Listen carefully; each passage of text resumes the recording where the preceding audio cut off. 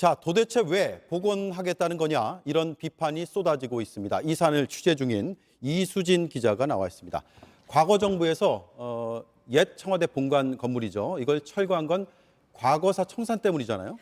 네, 그렇습니다. 지금의 청와대 본관은 노태우 정부 때 지어졌습니다. 1991년인데요. 88 올림픽이 계기가 됐습니다. 올림픽이 열리고 다른 나라의 정상들을 옛 본관에 초대한 적이 있었습니다.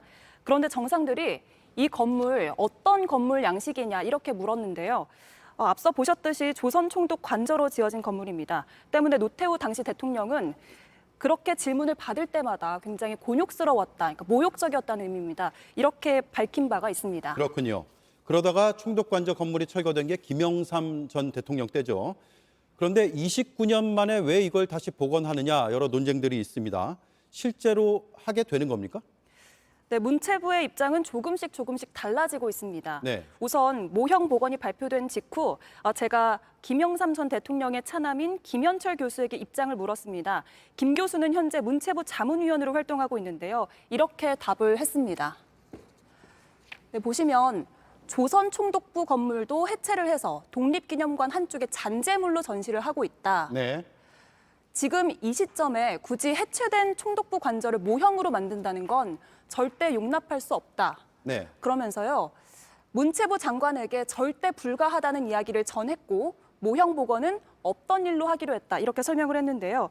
그래서인지 문체부는 어제와 달리 오늘 미니어처로 만든다는 말이었다. 이렇게 조금 다소 다른 입장을 내놨습니다. 미니어처요. 네, 그렇습니다. 네. 많은 시민들이 비판을 합니다. 조선 총독 관저 복원으로 과연 무엇을 우리가 볼 수 있느냐, 이런 내용들이 많거든요. 네, 청와대 옛 본관, 그러니까 총독 관저는 1939년에 지어졌습니다. 철거 때까지 세 차례 증축이나 변경 공사를 했는데요. 그러니까 이 뜻은 조금씩 건물 모습이 바뀌어왔다는 뜻입니다. 네. 건물 하나를 복원하더라도 언제 모습으로 복원을 하느냐, 이거는 모형이 갖는 역사적 의미가 달라지는 부분인데 총독 관저 때인지 또 철거 때인지에 따라서 시민들에게 줄 수 있는 메시지가 달라진다는 겁니다. 모습이 좀 다르네요. 예, 그렇습니다. 그래서 문체부에 어느 시점 건물 모습으로 복원을 한다는 거냐 이렇게 물어봤거든요. 그랬더니 아이디어 차원의 계획이기 때문에 거기까지 생각을 못 해봤다, 이런 답변이 돌아왔습니다. 네. 복원으로 어떤 메시지를 국민들에게 줄 거냐는 걸 생각을 많이 안 해봤다, 이런 뜻으로도 읽힙니다. 청와대 개방이 역사관 논쟁으로 번졌습니다. 충분한 검토가 있어야겠습니다. 이수진 기자, 잘 들었습니다.